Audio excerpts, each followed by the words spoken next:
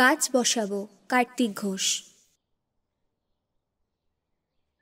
এইখানে জল ওইখানে জল, কোথায় তখন ডাঙা?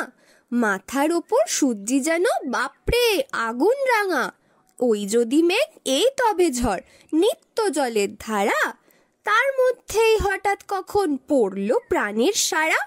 সবুজ সবুজ শ্যাওলা প্রথম জন্ম নিল জলে, তারপর এই গাছ এলো সব রূপকথা। কে বলে? পড়তে পড়তে গাছের কথা গর্ব হবে কারো।